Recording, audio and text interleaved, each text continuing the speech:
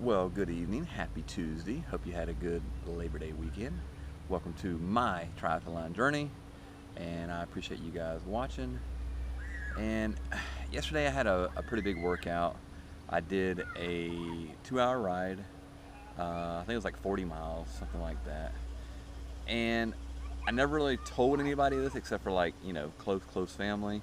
But I was riding on Moore Road, and the story goes, uh, I thought as a kid I was a really good swimmer. I was showing off.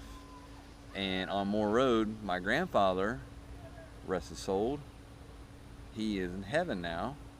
But before he went to heaven, he had 100 acres on Moore Road, and we'd go out there. And I was just thinking, I was riding by, and I remember as a kid, you're just like, you get with your cousins, and you're like, man, or this situation was my uncle, and he was a couple years older than me. It's like, man, can we stay the night? Whatever, we'll be good, blah, blah, blah, whatever. It's like, yeah, you can stay the night, but when we get up in the morning, we're getting up early, and you got to pull weeds in the pond. Okay. I'm a pretty good swimmer, and, no big deal. I can pull weeds. 'Cause I've been swimming since I was, I don't know, 5, 6, 7, 8 years old. And I think I'm 9 or 10 at the time, so I've been swimming pretty good for a couple years. I'm like, yeah, no big deal. We'll pull weeds, we'll horseplay, we'll goof around, we'll swim, we'll pull weeds, when Grandpa's not looking. And as the story goes, I'm pulling weeds and I'm horseplaying, and it was like a lime rock pond. It was real slippery, and I remember slipping and basically drowning, taking in a bunch of water. And I'm like, man, as a kid, I'm like, this is it. I'm freaked out. And his hand reaches down in the water and grabs me and pulls me up before I can, pass out or whatever happens when, you drown. So I was thinking, there was a time where I was a really good swimmer. Then I got busy with life, kids, work, career. And then I turned 30 and I'm like, I'm going to run. And I run for 10 years, and now I turned 40 and I'm like, I'm going to do triathlons. And I bet you anything, I could not swim. I'll turn the camera around here so you can see. I couldn't swim the length of that pool. I could do a lap and then turn around and come back and maybe do another lap. And then I was out of breath. So the point is, 4 years later, I've been training for triathlons for 4 years, and now I'm doing triathlons pretty much as a part-time career on top of my full-time career. So with training, it's full-time. So basically, I was thinking when I was riding my bike down memory lane yesterday that I went from swimming real good, almost drowning, to doing triathlons, to now swimming an hour nonstop, 2 hours nonstop, whatever the case may be. So I just wanted to share that story. I thought that was, I don't know, interesting to me and whoever's, watching. But yeah, if you have an interesting story, definitely put it down, in the comments below, or send me a message. I'd definitely like to hear a near-death experience, as I would call it. Might be exaggerating a little bit, but hey, who knows? I thought it was interesting, so I wanted to share it. But tonight was Tuesday, pretty much a swim, as always, 2,500 meters in an hour. 19 days to race day. 19 days. It's so close. We got our confirmation for our Airbnb. That's how close it is.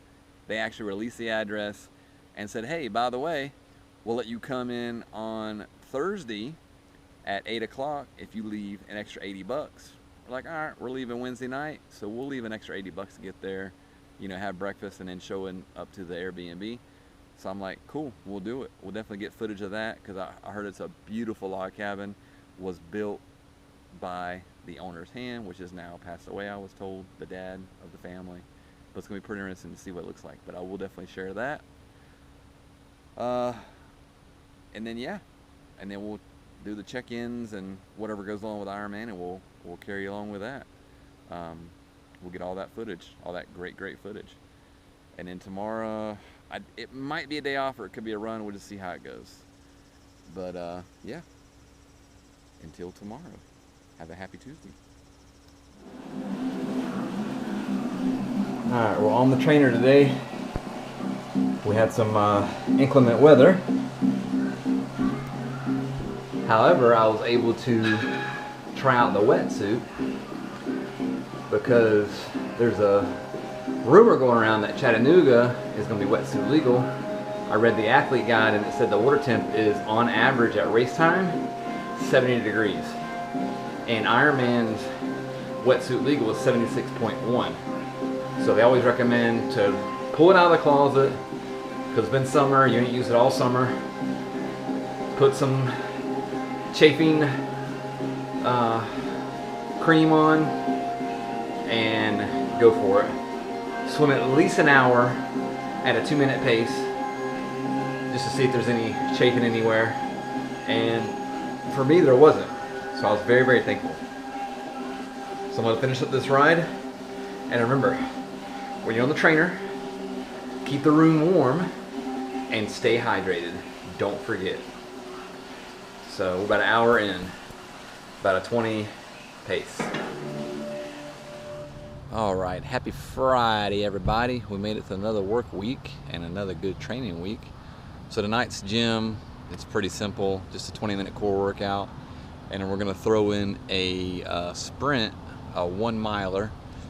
So see how that works into the core workout. So I'll be right. All right, that was pretty powerful out of the gate. So 1-minute pace, 1 minute, 1 mile, 7:31 pace, as you can see there on my Garmin. So 7:28 pace, it was spectacular. Got my heart rate up where I wanted it. Everything is going pretty good. Oh man. So let's just save this bad boy right here. We're saving it. I don't want to see what my heart rate is because I know it's spiked up. So the good thing with doing like a bike ride or a run before a core workout, you get the blood flowing, you get your heart rate up, and then that way when you go in, you can hit the workout as hard as you can. For me, it's light weights, so that's what I always focus on. So let's go.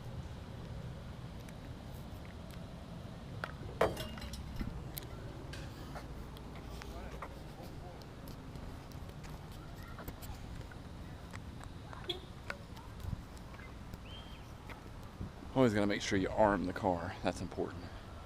I mean, we're in a pretty safe neighborhood, but you just never know when kids are looking for loose change.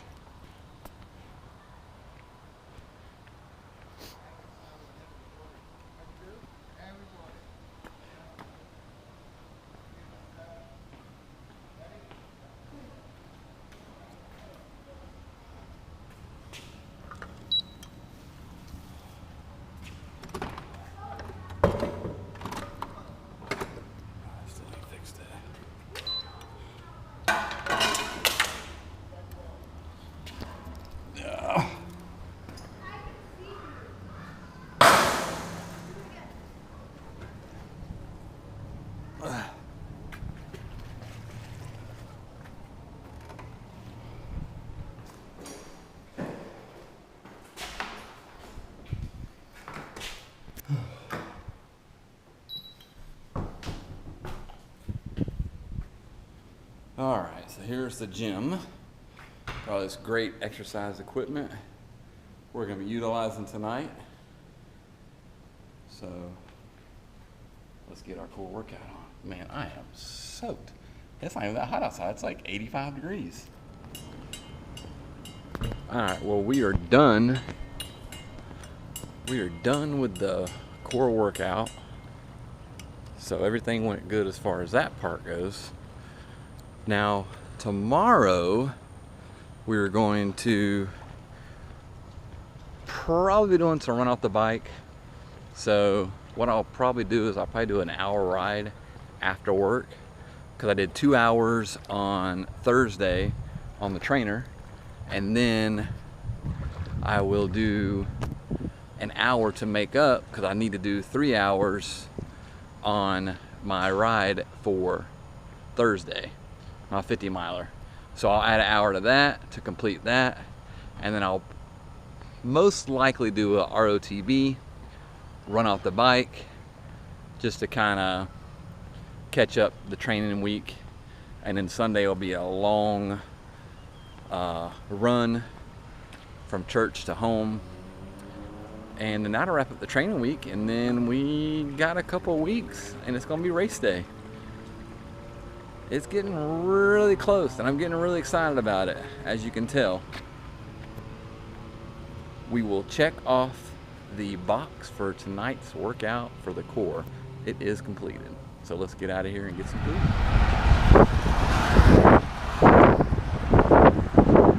All right, here comes the challenge. Hardest hills to climb, running or cycling. I've done both. So let's knock it out, see what it's all about.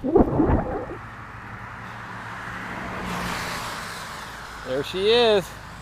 I'll stay down on the aero bars the whole time so I can get some practice for the hills to come when I'm racing. That way I can stay on the aero bars and not get up and save my legs. That's the goal. All right, so we finished up those hill climbs of the bike tonight. It's Saturday night.